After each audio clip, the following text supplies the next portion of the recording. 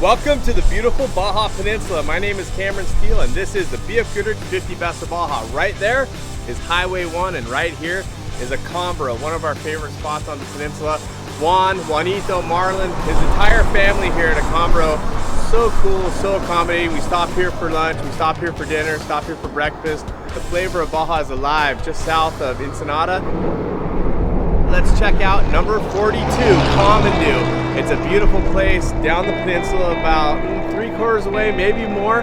It's in the middle of the mountains. It's super desolate, but guess what? It has a nice mission site, something you gotta stop and check out. In fact, it's the 5th mission site on the peninsula. Let's take a look and see what Baja has to offer.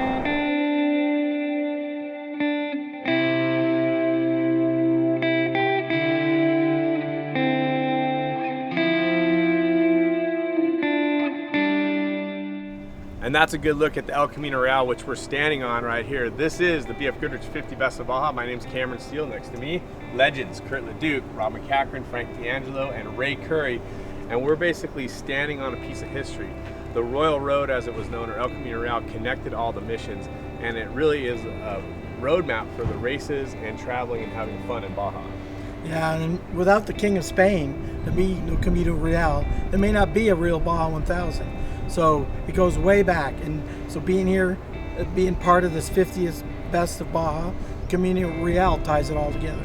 Yeah, I've been coming down here since 1985. You know, every time the Baja 1000s come through, it's always a pleasure to stop and check these missions out and, you know, ride on this path, have a good lunch, stuff like that. Really enjoy being here again. You know, we haven't come through here since 2004 with the race. Storm wiped out the roads and we're going by way of Loreto, but this is my first time since 2004 and it was pretty cool to come over the mountain and see how nice the road is and to be back here since the last 13 years. So I've been coming down here for many years, traveling and watching the races. In fact, I've driven down this road right here, but never took the time to stop and learn about these missions. These missions are a very important part of the 50 Best of Baja.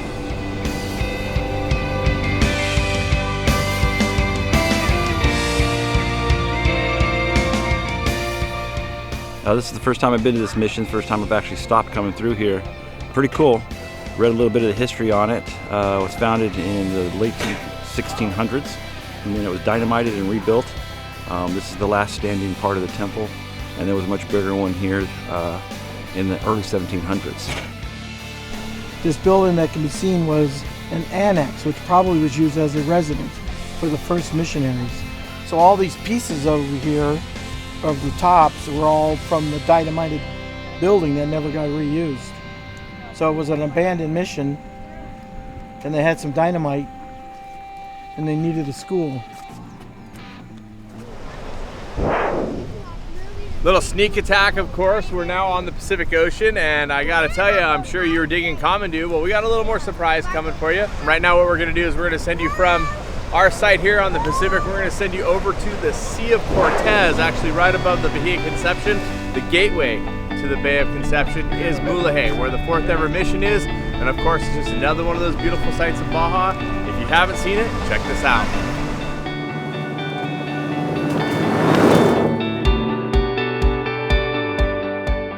My name's Ryan Thomas and we're in the town of Mulege right now. And if you look over my shoulder, you'll see a bridge that most people that come through Mulege, that's all they experience. They drive over the bridge, look to the left, look to the right, see some palm trees, and that's what they know of Mulege. A little beyond that bridge, you'll see the mission. It was the 4th mission built in the chain of missions down the peninsula.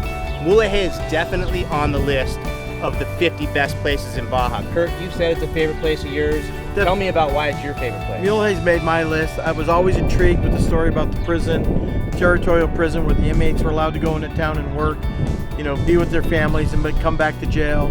And then for me as a racer, driving across the bridge, or chase crews driving across the bridge, it's just a place to get gas and keep going.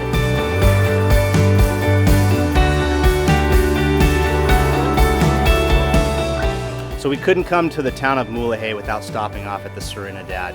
They've got a tradition here. Every Saturday they cook a pig on a spit like this, and this has been going on for over 50 years. I've probably stayed in this location way more than 150 times. Over my shoulder you'll see the runway. Expats and explorers have been landing in this runway for years. The hotel is built to service the pilots. A lot of times the doctors and dentists will fly into this hotel and then go donate their services to the town and fix the teeth and see the kids that need help. Just another beautiful stop on the Baja Peninsula, the Palm Oasis, the River Valley. Where are we?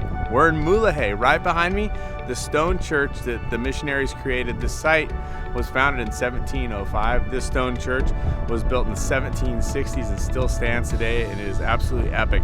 Mulege is definitely one of the best spots on the peninsula. It's so beautiful and picturesque. And when you stand on top of the lookout behind the mission, you can see for what seems like 100 miles. It's just epic. Mountains on one side, Sea of Cortez on the other, and the mission right in the foreground. Perfect.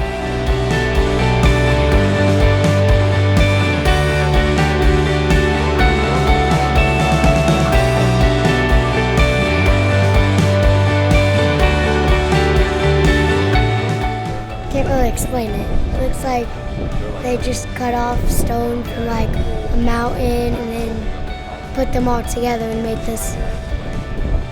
Well, this mission site was established in 1705 and the stone church was resurrected in 1766. It's definitely spectacular, and you have to agree this is one of the 50 best of Baja. This is about what I've been regulated to, everybody. Hope you guys are enjoying. I think Mulege obviously is really exceptional.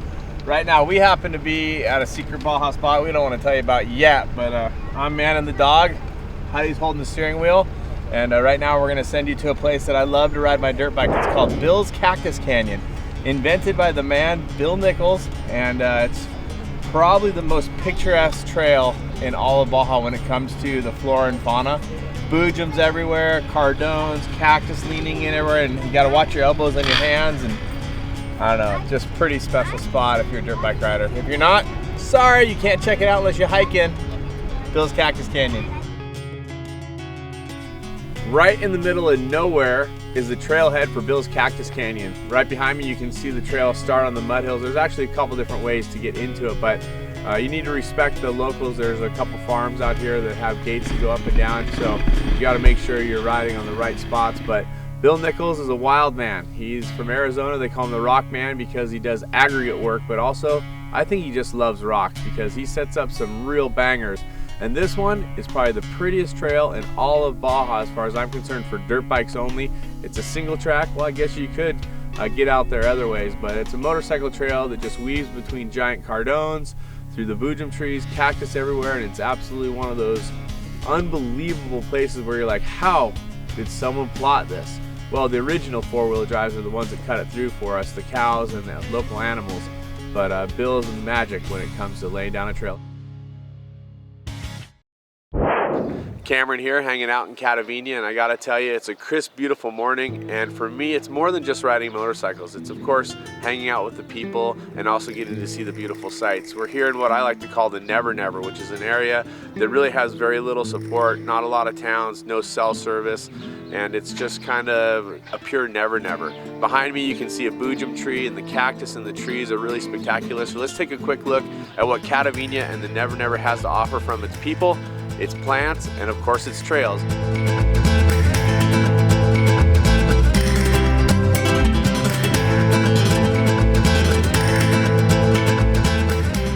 On this night, we invited the entire town of Catavinia to Fiesta with us.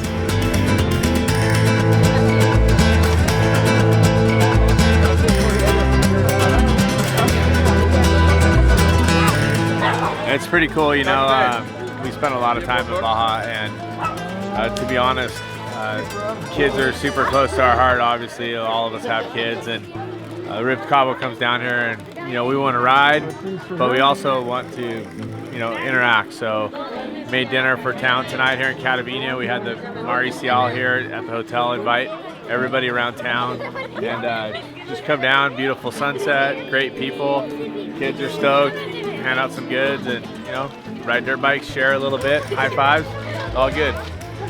This is my first time down in, well, I guess really down in Mexico, and it's a massive eye-opener to the way of life. It's definitely different. I wouldn't say it's better or worse to other places that I've been. It's just different, and it's cool to come and show the kids how things are done in different countries, and they really appreciate the little gifts and things, and as we appreciate their hospitality and their awesome riding spots.